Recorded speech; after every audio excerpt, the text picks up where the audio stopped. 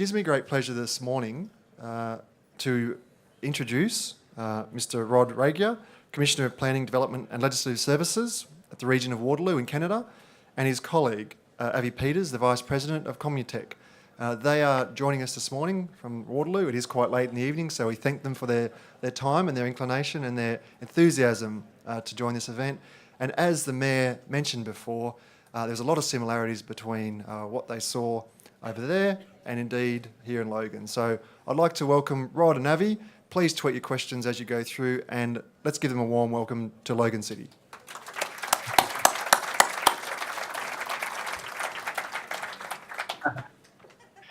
Well, thank you very much for the warm welcome. It's very exciting to be here virtually in Logan, Australia. It was thrilling for us to get the invitation to participate after the mayor and his team visited us last year. We're very excited about your conversation, about the agenda that you're working on.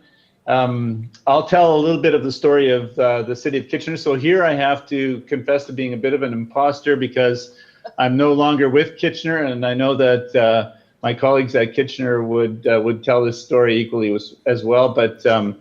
But we were directly involved, and Avi has been a very, very close partner of ours in this economic development project over the last decade and almost a half, I guess, 10, 12 years, I guess, Avi.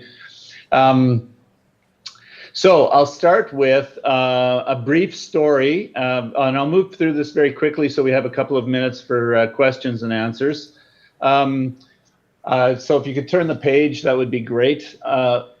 The second slide just outlines a rough chronology of our history, and the key point that I want to make here is that the city of Kitchener, formerly the town of Berlin and the city of Berlin, has been involved in manufacturing and in innovation and technology for over a century. It's a well-established manufacturing town in the late 19th and early 20th century. And in fact, the building that we're sitting in here right now is actually a former tannery, once the largest tannery in the British Empire. It was approximately 450,000 square feet of vacant brick and beam real estate 10 years ago when we started this project together. And today it's the heart of one of Canada's most dynamic innovation ecosystems, a vibrant and thriving startup community with many, many mid-sized technology firms that are growing well. The key point in history here that I want to bring to your attention is that in 1957, the entrepreneurs and the academic community in the Waterloo region came together to establish the University of Waterloo with this express desire to provide talent for a growing post-war labor market. The community knew that the entrepreneurs, the management leaders in this industrial town knew that they needed to have engineering talent, and so they built a school which was able to deliver that talent. And one of the interesting innovations that they made from the outset was that it had to be a co-op education experience for their students. In other words, they wanted the student body to immerse themselves in the private sector engineering experience right off the bat. And as a result, that program is now one of the world's largest co-op education programs, and our students are literally around the world helping companies grow and prosper. So the second thing was that culminated, the development of that research community and the talent generated by the university culminated in a vibrant technology scene here in the 90s with the formation of companies like BlackBerry and OpenText. And those companies went on to spawn others, and gradually this ecosystem evolved to become a vibrant startup economy. But through that process, it was still, if you can turn the slide to the next slide on which is a graph. Through that process, we remained largely a manufacturing economy. In fact, back in 2003, approximately 27% of our labor market was dedicated to manufacturing, and we knew as a region that that put us at risk. Really, the most important historic point in our efforts to build an innovation economy here in the Waterloo region in Kitchener came in 2002, right at the end of 2002, when the Canadian dollar started to climb against the US dollar, with the result of declining competitiveness. At that time, we were shipping $10 billion worth of product into the United States, and we knew that the economy was vulnerable to declining competitiveness as a result of that currency shift. So the question was, how are we going to adapt as an economy? Turn the slide, please. So the city of Kitchener, there was a great wailing and gnashing of teeth as a community. The council drew a council of community stakeholders and citizens together, put them around the horseshoe, developed a number of very clear options for moving forward, and they came up with Plan B. And Plan B, our economic development investment fund, was focused on shifting our economy from a dependency on manufacturing to the development of a creative economy, an innovation economy that was largely focused on the center of the city. Most of the investments that played out over the next 10 years took place in a relatively small geographic area in the center. I'll give you a map of that shortly. But in a nutshell, the city put together an economic development investment fund, about $110 million. It was financed by a property tax levy of 1.25% annually for 10 years. It was focused on catalytic projects, primarily the development of 2 new education campuses in the downtown, and the redevelopment of the streetscape in the center of the city, as well as the Communitech Hub project, which Abby will tell you more about. There were lots of other programs around it, but and I have to mention, significant federal and provincial support for those initiatives. The next slide illustrates the map of the area that we now call the Innovation District. It's at the center of our, perhaps the north end of our downtown Kitchener. But the important point here is that it's at the epicenter of our light rail transit system, which is currently in the last year of construction, and the intercity rail connection to Toronto. You may know that we're about an hour, about 100 kilometers west of Toronto here in Kitchener, and we have a significant labor market moving back and forth between our 2 regional economies, and that transit line to Toronto is absolutely critical to the next stage of our evolution here. But almost all of the investments that were made were actually focused in that 800-meter radius, that essentially the station area for our future multimodal station, which we actually announced or went to a request for qualifications for the development community last week. So the tannery, as you can see, is right in the heart of that district. And that's an area which has become extraordinarily vibrant as a result of the strategic investments in institutions like the University of Waterloo and our startup community and Communitech. So the next slide illustrates some of the outcomes of that investment process. Now this slide is a little bit dated, so the new numbers would be slightly different from this, but they'll show you an order of magnitude of the nature of the outcomes. Very, very significant residential investment in the area, multiple condominium towers under development, probably in the range of $163 million Canadian commercial, mainly office and retail development, primarily probably 90% of it office development. We have one of Canada's top performing labor markets with an employment rate, employment and participation rates continuously in the top 5 communities in the country in the last 7 to 10 years. We had a very fast recovery out of the 2008-2009 recession, and an unemployment rate which is now lower, below 5%. So a very dynamic labor market. The community has self-financed the bulk of the public sector investment in this project, with the exception of the light rail transit, which is a 3-way split between the federal, provincial governments and the region of Waterloo. And another important outcome has been that the brand has shifted dramatically from really a city that was a declining a manufacturing town, struggling to maintain its position in the world, to one of the most dynamic startup economies anywhere in the top 25 worldwide, with world-beating startup companies now maturing into their midlife stage.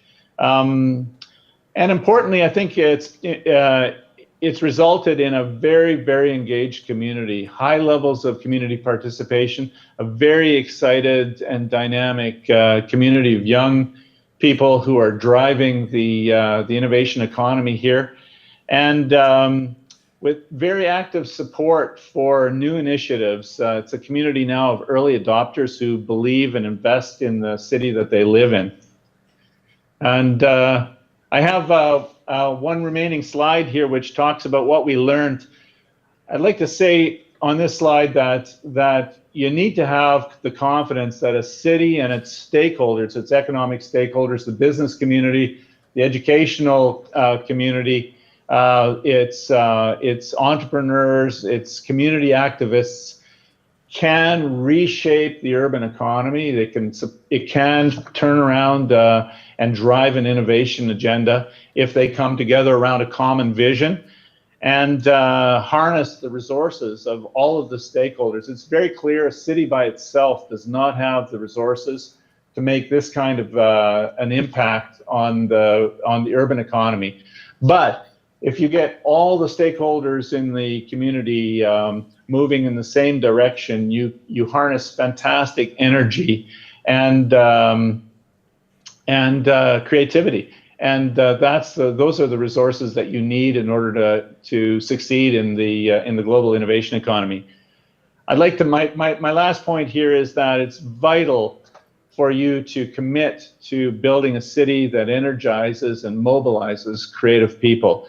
And the city is a petri dish. It's the environment, it's the physical, social, cultural environment for creativity and innovation.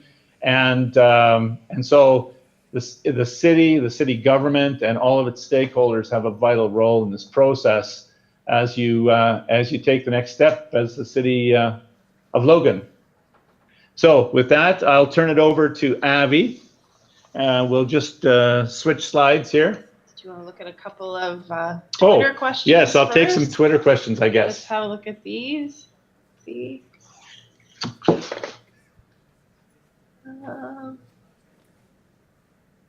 I'm not seeing any questions, so let's continue.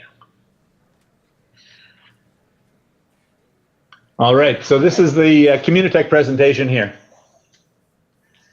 Good morning, everyone. Thank you very, very much for the invitation to join you. Rod has given you a marvelous history of how we've arrived in this wonderful building that's on my first slide. That is a picture of the Communitech hub in the background. It's a vibrant, wonderful place. It has a tremendous history, and we, as the tech community in Waterloo region, feel like we're blessed to be writing the next chapter of the building, participating in the innovation district in the heart of downtown Kitchener. And so a couple of notes about Communitech, just to set the stage for you. We We are 20 years old this year. We are the technology industry organization, if you will, for Waterloo region. We were started by a group of CEOs and founders of companies, relatively small technology companies, many of which had been spin-off businesses from the University of Waterloo back in 1997. And they decided that they needed an organization to act in their collective interest, to advocate for the health of the broader sector, to provide programming, to help them attract talent and investment, and to give them a bit of a rallying point, to create a coherent voice for the tech sector out of what was a collection of companies. And so that's where we began. We were a relatively small organization, and in our early days, we focused on convening the technology community, giving them opportunities to come together, work together, mentor one another, and help them to build their early stage companies into larger enterprises. And so if you move to the second slide, this is really how we think about ourselves now. We started as a bit of a movement from the idea of those early stage entrepreneurs and CEOs. Only 43 of them back in 1997 have now built collectively a technology community here of more than 1,000 companies. And we've had the same mission from the very early days of our existence. We exist to help technology companies start and to grow and to be successful. And we do it through three major mechanisms. The first is the place. And so it's that place that Rod referred to as the public-private partnership that came together to create the Communitech Hub. There's a little more detail about the place on the next slide. Really, Communitech in its first decade had operated largely as a virtual organization. You know, we convened luncheons and breakfasts and workshops, and we used other people's spaces in order to do that. We did not have our own clubhouse, if you will, that center of gravity for technology companies. And it was really that first investment from the City of Kitchener through the Economic Development Investment Fund that gave us the idea that perhaps we could bring together a great group of local stakeholders. So the city came to us with an idea for the transformation of a building that was underused in downtown Kitchener. We secured some investment funding from our partners at the provincial and federal governments. All of it matched dollar for dollar by private sector companies. And so from the initial investment of about $500,000 from the City of Kitchener, over 5 years, we were able to leverage that initial investment into $107 million through public and private sector partnerships. And really, the piece that has been, I think, I've moved to the next slide now with a little more detail about what's in the space. So the space itself, as Rod said, the tannery building is 450,000 square feet. The Communitech Hub now occupies 25% of that space. We offer programs and services for companies at all stages of growth. And we've worked really hard to make sure that the space, when you enter it, it feels like it belongs to the companies. It is for them to create new product, to create new customer relationships. It is for them to come together and to build a significant industry. And there really is nothing quite like walking into a building that has had such a different history and is now being put to a new technology use. The next piece that we spend a lot of time working on the next slide is the ecosystem. So the clubhouse itself, in terms of building a significant technology industry or doing technology-based economic development, which is often how we think about the work that we do, the place is only one piece of the puzzle. There are many more things that come into play in order to make the industry thrive. And we work hard, not just as Communitech, but as the entire community, to cultivate a healthy ecosystem. And there's some more detail on those elements of ecosystem on the next slide. We collectively have worked over the last decade or more to elevate the not just the downtown Kitchener Innovation District brand, but the whole Waterloo region brand as a world-leading technology center. We do that through a number of means, whether it's advocating for tech industry-friendly policy at senior levels of government in the local community.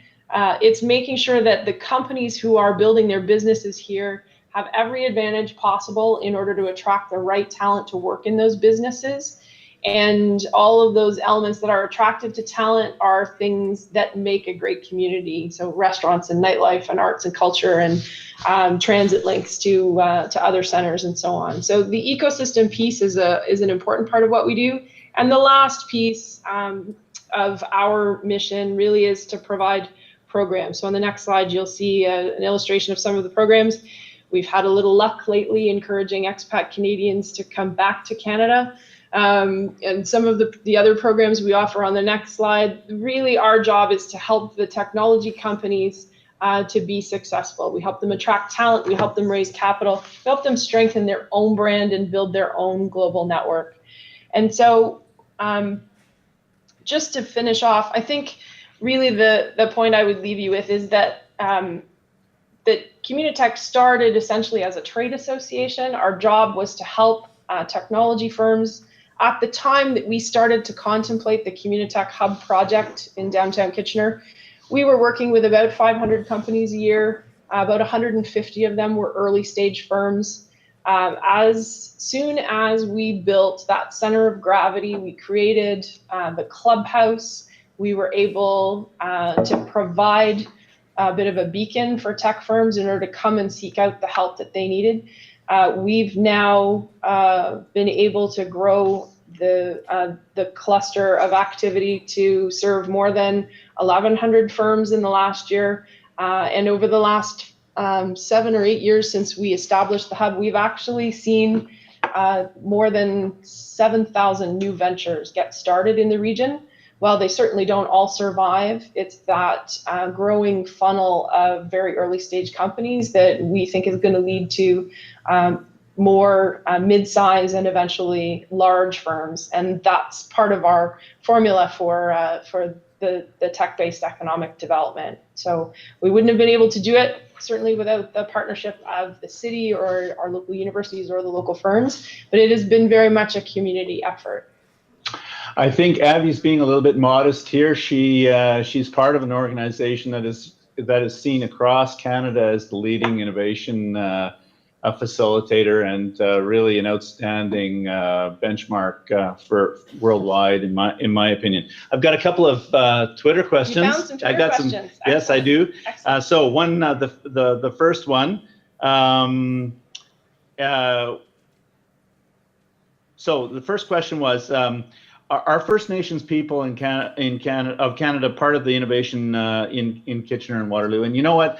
Here I'll have to say we're not doing a particularly good job of engaging the First Nations. In my new role as the Commissioner of Planning and Development, we do meet with representatives of the local band council on a regular basis to discuss planning and planning policy and to some extent economic development policy.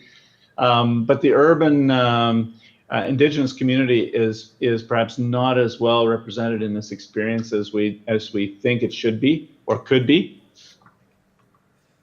Hopefully, we've still got you there. Yeah. Okay, so that is on the. Thank you. That's on the to-do list. I have another question here. What was the impact on the existing technologically challenged manufacturing employees? And it's important to note that a significant number of our startup companies are actually in manufacturing. They're actually designing high technology products that use some of that skill set that's deployed in traditional manufacturing. So some of that transition has happened. Some people have retired out of traditional manufacturing employment, and some have retrained. So we still have a relatively small group of people who have been displaced completely from that from the manufacturing economy that has shrunk over the traditional manufacturing economy that has shrunk over time. So I'll see if there's another one here for. I see there's a question here. Were original residents displaced, or were they transformed by the innovative renewal, and how was this managed? The building specifically that we're in was largely underutilized. I think it was sort of a warehouse. It was storage. There were some small businesses that we worked with to relocate as we were renovating part of the building. 90% it was largely vacant. empty. Yeah. And so one of the things that has been remarkable to watch over the last decade in the community, almost from the day that the City of Kitchener made its first investment commitment in one of the urban campus projects, immediately we saw downtown Kitchener development start to change. So new residential developments coming downtown, first after the University of Waterloo School of Pharmacy opened. Our Communitech Hub project was actually the third or even the fourth project in this set of initiatives.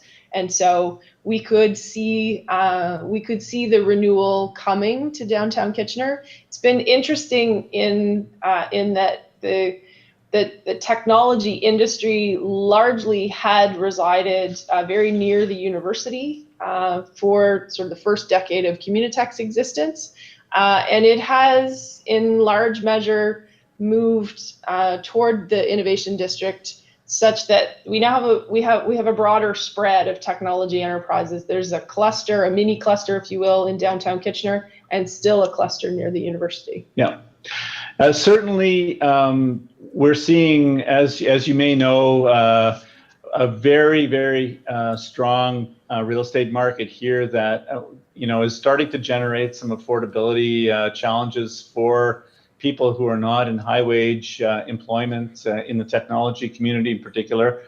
So I think that we are now seeing some of the challenges that come along with generating a really strong innovation economy. But certainly the downtown of Kitchener and the center of the region remains a very, very diverse place with people across the socioeconomic spectrum. If we have time for one more, I see a question here. How much collaboration between startup firms occurs, and does this increase success? And I would say there's a very healthy sense of collaboration amongst startup firms in our ecosystem.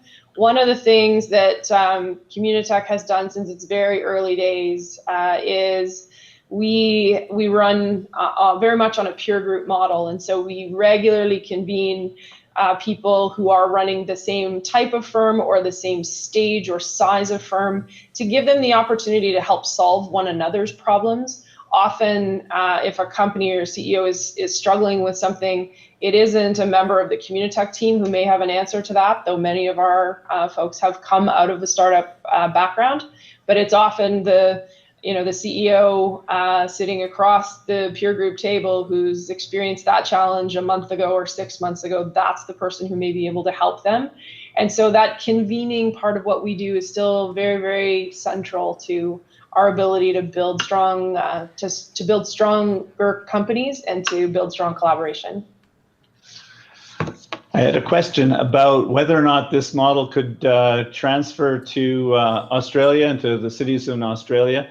In my view, there's no good reason why it could not. I think that all of the ingredients for success, a strong education system, particularly strong research, post-secondary education system, a sense of entrepreneurship, a sense of community, and a commitment to collaboration those are the ingredients in my view, and when you can harness those in an urban context, there's no reason why you can't turn on the switch in an innovation economy. If we have time for one more, I see a question about how do you build innovation skills across all citizens? What's the education piece? I won't profess to say that it's an education piece that crosses the entire community, but certainly a very significant driver for the success of the tech ecosystem here has been the University of Waterloo's co-op program. So that notion of experiential learning where students go out every 4 months into industry. Some of them are taking the opportunity to build their own companies while on their co-op work term. And so that experiential learning and the University of Waterloo co-op model in particular, it has been really, really pivotal to the building of the kinds of companies we have here. So Brooke is urging me to look at one more question here. I'm just trying to find the tweet.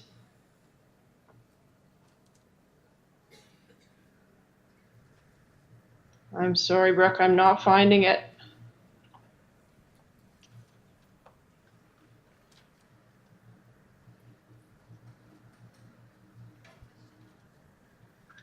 We've got one here. You got one? Yep. From a 5-year-old yes. in the crowd, what are incubators we need for the younger generation? So that's a fantastic question. I think Abby's in a better position to answer this, but certainly we're seeing a lot of excitement in our high school community and about entrepreneurship and technology. We've got many programs that are underway, which Abby can talk about. And one of them is a project which we call the Maker Expo, which is a fair for people who make stuff, and technology is part of that equation, which is held at the City Hall in Kitchener every year, which we now get about 10,000 people showing up, with people of all ages. So yeah. I'll leave it at that. So yeah, and that is a great question. There are a couple of examples of terrific incubators for young people. Some are geared at university and college students. So we have a couple here at the hub with us. One is called the Laurier Launchpad, and the other is the University of Waterloo Velocity, where students are building companies while they're still pursuing their studies. But for younger folks, another great example is an organization called Junior Achievement. Junior Achievement runs programming in cities and countries all over the world. They run entrepreneurial camp experiences, summer company programs, both in classroom and in business experiences for young people who are interested in trying to start their own company and decide whether entrepreneurship is the career route they want to take. Well, it's been a great pleasure being with you virtually, and all the best in the rest of your conference. It's an extremely important topic of conversation. We're very excited to participate in it, and by all means, we see this as the start of a conversation between Kitchener, the Waterloo region, Communitech, and the stakeholders of the city of Logan. Thank you very much to the mayor and your team for the invitation to participate. Thanks, everyone. Bye.